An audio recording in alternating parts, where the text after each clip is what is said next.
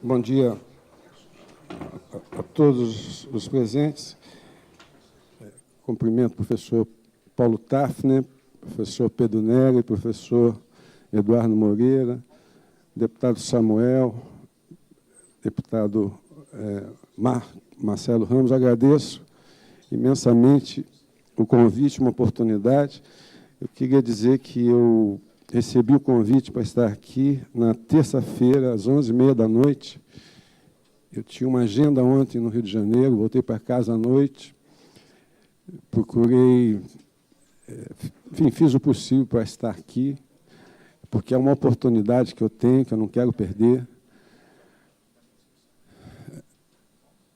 Eu sou professor de proteção social no Brasil há 35 anos e vejo esse momento como uma oportunidade, né, para menos alertar os parlamentares,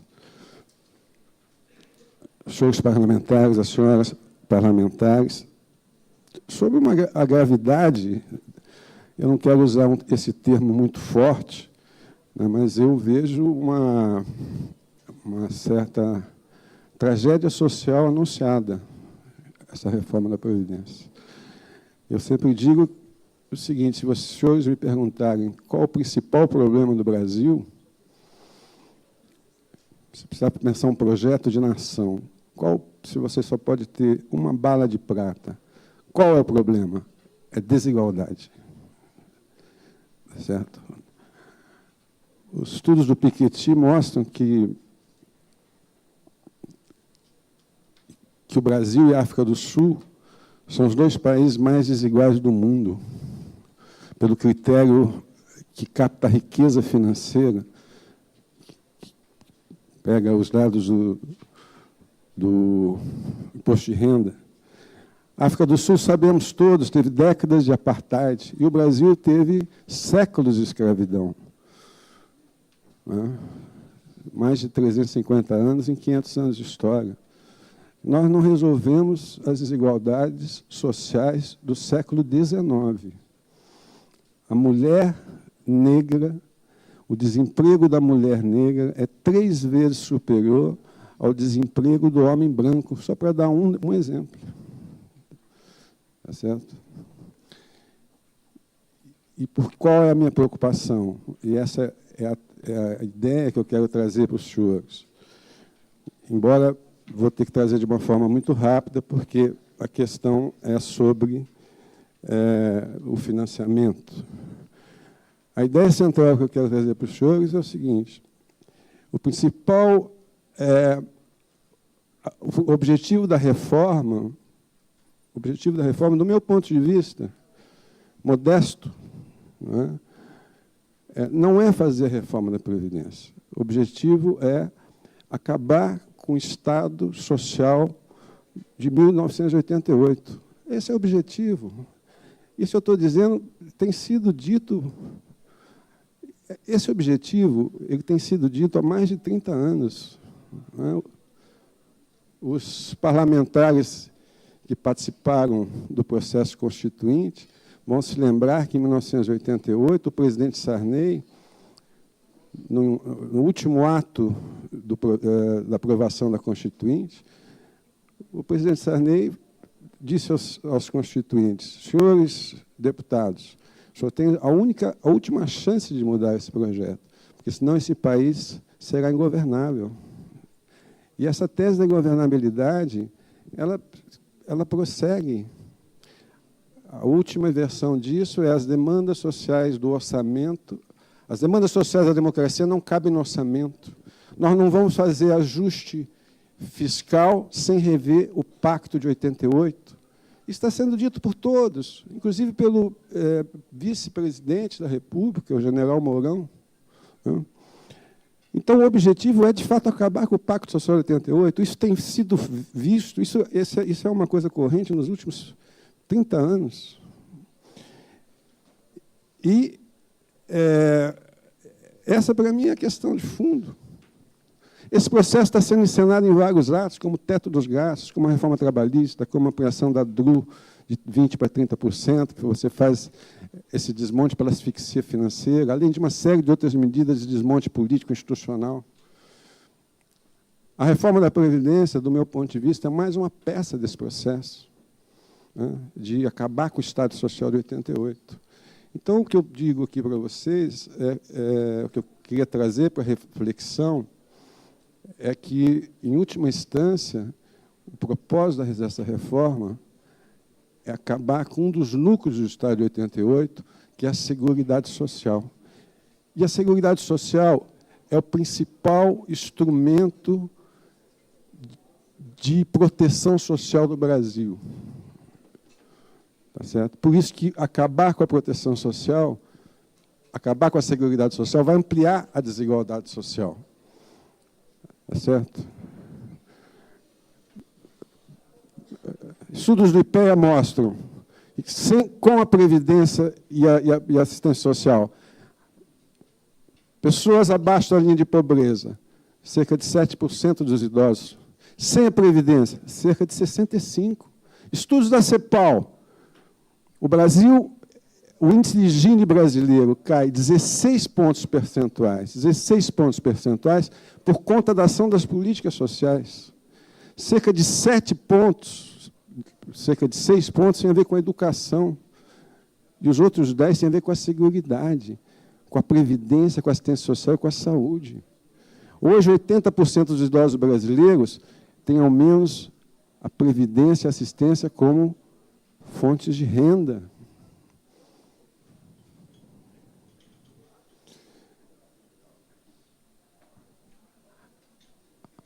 A previdência rural tem estudos, tudo que eu estou dizendo é com base em estudos, eu não estou... Posso mostrar os estudos, se for de interesse. Há estudos, vários estudos que mostram que o êxodo rural caiu muito, que o êxodo das regiões mais pobres para regiões mais ricas, muito comum nos anos 60, 70, caiu muito.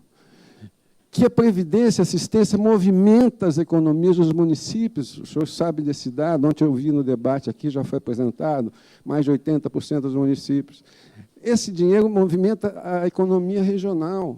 Tá certo? Então, é um instrumento importante, né, de proteção social, de combate à pobreza e de distribuição da renda. Tá certo? Eu provavelmente não vou ter tempo de falar sobre isso, porque a questão aqui caminha para a questão do orçamento da Seguridade Social, do déficit, essa questão toda, como foi colocada pelo professor Pedro. Né? Mas eu vou colocar algumas questões aqui, mais para como levantar a bola, enfim, apontar temas que são relevantes para se discutir nesse momento, e, eventualmente, se for de interesse dos senhores parlamentares, nós podemos voltar a discuti-los e esclarecê-los na fase dos debates. Né? A primeira questão que eu quero colocar é o seguinte: eu sou a favor da reforma da Previdência, ajustes são necessários, tá certo? Agora é o seguinte, eu não posso tratar a Previdência. Eu tenho 4 regimes previdenciários. Qual que tem problema? Nos últimos 16, 20 anos foram feitas 6 emendas constitucionais, dezenas de legislações complementares. Eu pergunto, nada foi reformado? O que mudou? O que falta reformar? O problema está no regime geral. Quem entra a partir de 2012 ou antes, está nos militares, está na questão dos estados.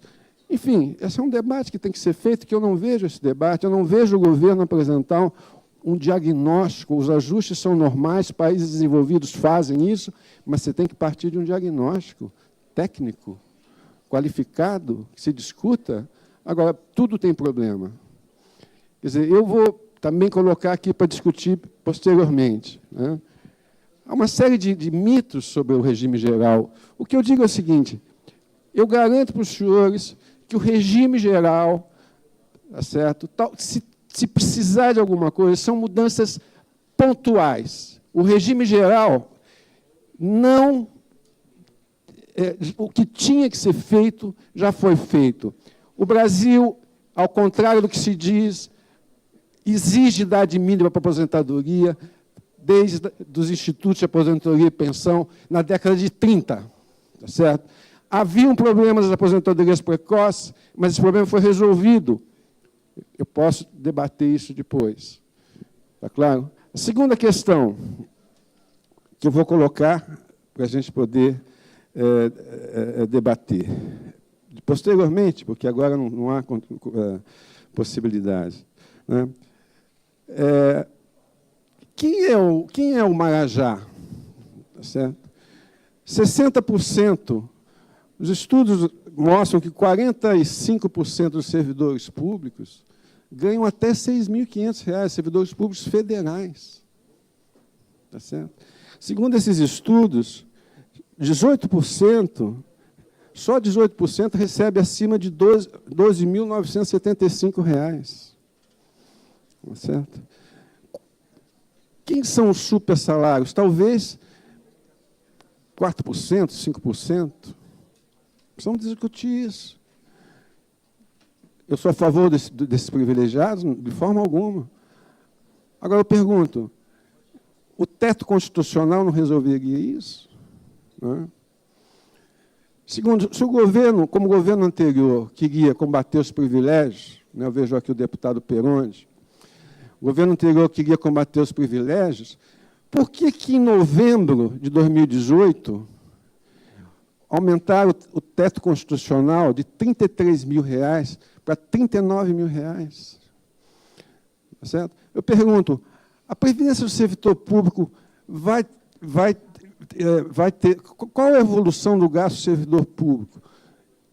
Estudos do próprio governo mostram que, com o FUNPRESP e com a taxa de mortalidade de reposição dos que entraram antes do FUNPRESP, o gasto da previdência do servidor público federal vai passar de cerca de 1% do PIB para cerca de 0,2% do PIB em 2060. Porque quem entra no serviço público a partir de 2012 tem um teto. Nós não vamos ter Marajá em 2060.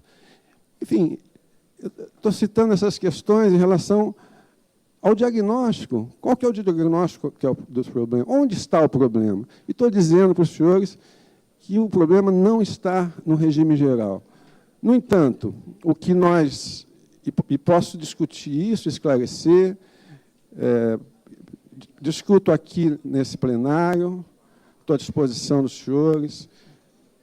Eu discuto, se for convidado, eu discuto com qualquer base de qualquer partido político, com calma. Né? Estou à disposição. Outro tema que nós temos que discutir, está claro? Por que não apresenta um diagnóstico e por que o governo parte para o alarme, um alarmismo? Um dos alarmismos, essa questão do déficit. Então, eu vou ter que me dedicar um tempo maior a essa questão do déficit, eu vou deixar para um pouco daqui a pouco. Tem a questão também do alarmismo demográfico, eu gostaria também de esclarecer. Tem também o alarmismo econômico. Né? Se a reforma da Previdência não for feita, o Brasil quebra. Está claro? Se eu tiver espaço, eu posso tratar também desse tema. Tá certo? O que eu quero colocar aqui para os senhores, que é extremamente grave, que é a minha percepção, trago para o debate público, para a reflexão, para o debate,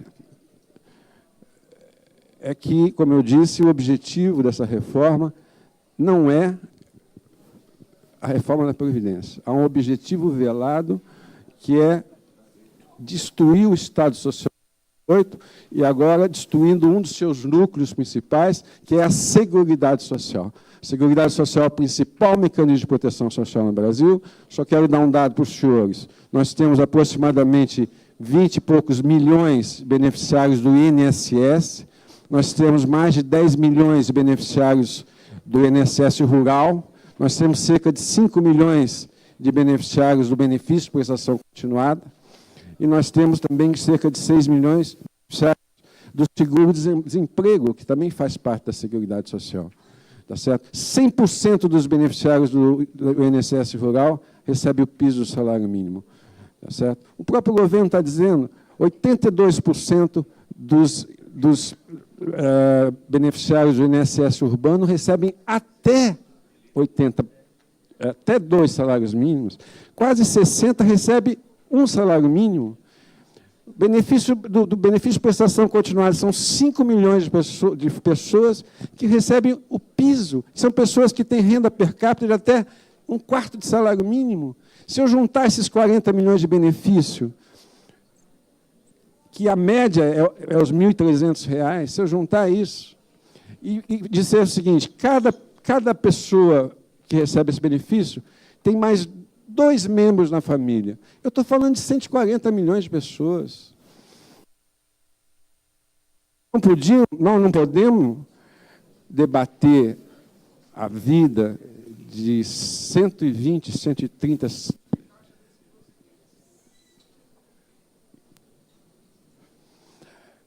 Eu acho que esse, para mim, é o ponto central. Eu vou estabelecer duas ideias aqui, que não vou poder discutir, porque eu tenho que ficar no tema da comissão, que é a questão do financiamento. Eu digo para os senhores o seguinte, o objetivo desse projeto é passar da Seguridade Social para o seguro social. Isso é uma mudança radical. Isso é uma mudança radical, porque a Seguridade Social é a ideia da solidariedade. E o seguro social é a ideia do indivíduo, é um contrato social. A Seguridade é a ideia do seguinte, é um pacto social. Todos nós, nessa nação, estamos dispostos a que cada cidadão tenha um direito mínimo, mesmo aquele que não pode pagar. E você faz... O pagamento de quem não pode pagar é feita pela reforma tributária, que é uma reforma tributária nos países desenvolvidos, que é um sistema tributário que é progressivo, taxa mais dos ricos, e você faz a transferência da renda pela via tributária.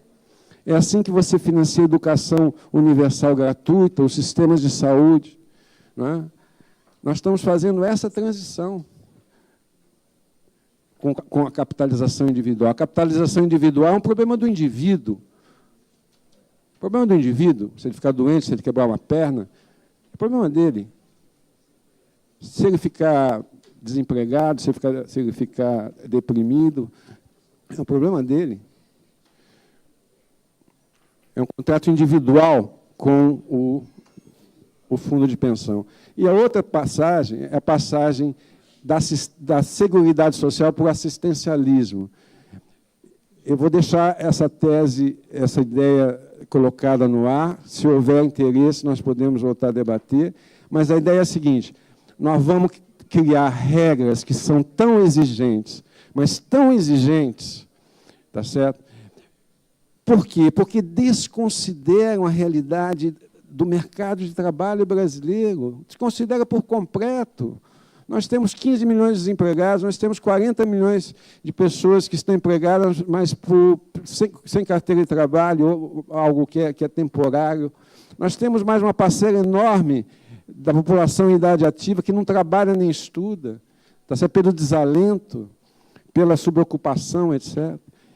Então, esse mercado de trabalho, dificilmente as pessoas vão conseguir se aposentar com as regras atuais. Né? E, segundo, você cria... Essa reforma está criando regras de aposentadoria que são equivalentes aos países desenvolvidos.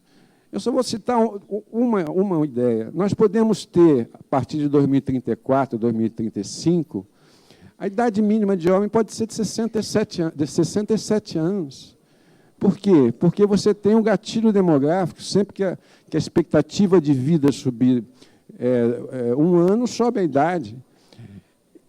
Se vocês olharem os países desenvolvidos que fizeram reformas a partir da crise de 2008, vários países estão aumentando a idade de 65 anos para 67 anos, desde 2010, progressivamente, vão chegar em torno de 2028, 2030. Por exemplo, a Alemanha, o Canadá, a Grã-Bretanha, o Reino Unido, Nós vamos poder chegar em 2032 a ter uma idade mínima próxima desses países, o que é algo absolutamente paradoxal. Não é por quê? Porque não dá para comparar a nossa situação com a desses países. Em função do tempo, eu vou ter que enfrentar essa questão do déficit. Né? O déficit da Previdência é um tipo de alarme, é um alarmismo. Né? Porque não importa, gente, eu vou deixar muito claro isso para vocês, não importa a minha visão, a visão do Eduardo, a visão do Pedro, né? Provavelmente o professor Paulo também vai insistir nesse tema, né? Não importa essa visão. O que importa é o que está escrito na Constituição da República. Certo? O que é o déficit? O déficit é o seguinte. Em 1923, Lei Eloy Chaves, foi fundada as Caixas de Aposentadoria e Pensão, uma empresa ferroviária. Então, era aquela empresa ferroviária. Então, o que ela faz? Quem contribui? O empresário, o empregado. O empregado, o empregador. Muito bem. O que o Getúlio fez na década de 30? Com os IAPs? Não, aí não é mais... É uma categoria. Então, você tem o empregado, o empregador e o governo. Isso chama-se sistema tripartite. Empregado, empregador e governo. Esse sistema tripartite, deputado, vigora desde a década de 30 no Brasil. E ele permaneceu, inclusive, do período da ditadura militar. Mas, nos anos 70, milagre econômico, crescimento da economia, porque, às vezes, é importante a gente dar um pouquinho da ideia da história, das circunstâncias. Né? O que aconteceu? Quando a economia crescia, o Estado não precisava colocar a parte do governo. Quando você tem a crise de 1984, o Estado teve que colocar a sua parte. Quais eram as manchetes dos jornais? É simples, só vocês darem uma olhada. As manchetes dos jornais brasileiros de 1984 é: a Previdência quebrou, se não fizer reforma da Previdência, o Brasil vai quebrar. Basta fazer uma consulta simples. Por quê? Porque o Estado teve que colocar a sua parte no modelo tripartite. Está certo? Então, o que os constituintes fizeram? Os constituintes fizeram o seguinte: olha,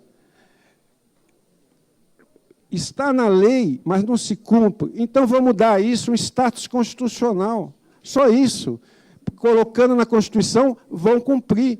Então, por isso que fizeram a Seguridade Social, o artigo 194, e o orçamento da Seguridade Social, o artigo 195. E diz, esses recursos são constitucionalmente vinculados. É isso que...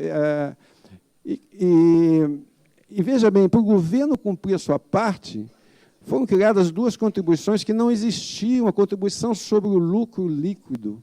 E a outra chama-se, olha o nome da contribuição: Contribuição Social para o Financiamento da Seguridade Social, COFINS. Olha o nome da contribuição.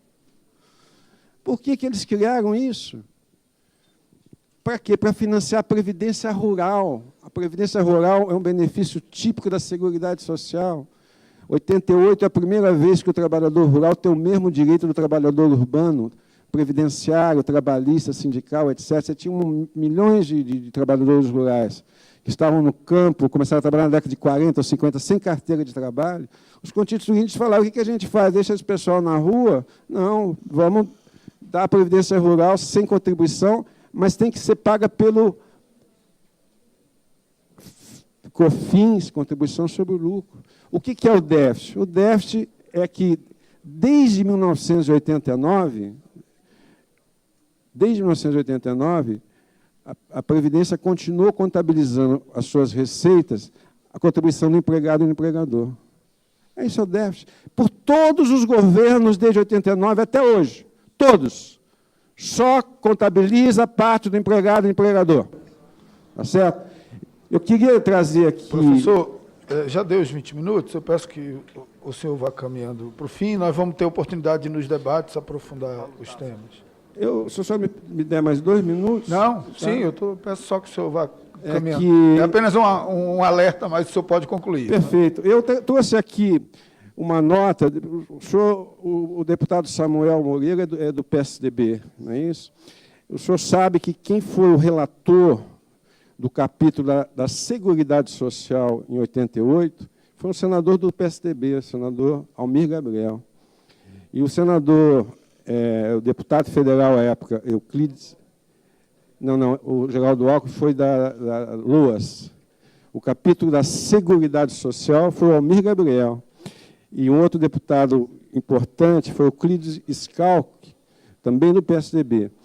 Então, só para o senhor ter uma ideia, que em 1989, o governo já começou a desviar o COFINS e a CSLL. Então, tem declarações aqui do senador, só a dia do senador Almir Gabriel, Folha de São Paulo, 17/5/89. É interessante para o governo que o déficit público apareça na Previdência, exatamente por esse motivo. Como não se pode aumentar a receita com impostos, o déficit da Previdência é um pretexto. Recursos que deveriam ter sido alocados no Ministério da Previdência foram desviados para outros setores. Além de custear, o governo está utilizando parte do COFINS para pagar os segurados e pensionistas da União, que sempre foram pagos com recursos do Tesouro Nacional. Tá certo? Em 1989, o chefe da Secretaria de Orçamento e Finanças da CEPLAN era Pedro Parentes, o economista Pedro Parentes. Foi perguntado aqui nesse congresso, Comissão Mista de Orçamento, perguntaram para ele, está havendo recurso do Fundo Social para pagamento de encargos previdenciários? Ele respondeu, não podemos negar que isso esteja ocorrendo. Folha de São Paulo, 17/5/89. Então, só para mostrar, o senador Euclides Schalck, que é do PSDB, né, ele diz o seguinte, comentando esses desvios que já aconteciam em 1989, ele diz, o fatalismo histórico tem levado o Brasil a descumprir sempre suas constituições. Foi assim em 1934, foi assim em 1946, foi assim, em suma, com todas as contas. Não podemos permitir que isso se repita agora, se referindo ao desvio das fontes constitucionais que foram asseguradas de 88. Então, eu teria, não tenho mais tempo, infelizmente, agradeço pelo excesso do tempo. Eu só queria deixar registrado que se houver oportunidade, eu gostaria de falar sobre o alarmismo demográfico, tá certo? E queria falar também que existem alternativas. Existem alternativas. Tá? Eu vou fazer aqui uma brincadeira. Dentro das minhas alternativas aqui, que não são minhas, são de uma equipe que tem trabalhado, tá certo? Eu consigo aqui cerca de 15 trilhões para o Paulo Guedes. 15 trilhões, dá para conseguir 15 trilhões. O Paulo Guedes quer 1 trilhão, dá para conseguir mais ou menos 15, tá certo?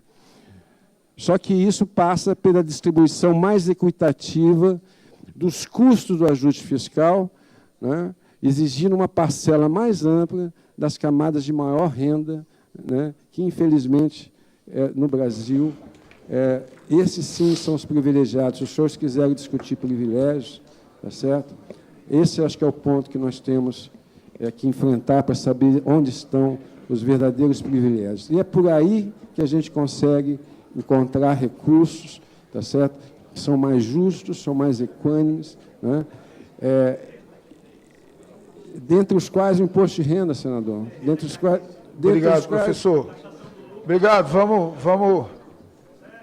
Professor, eu agradeço a sua participação. Vossa Senhoria engrandece o nosso debate. Nós vamos ter oportunidade de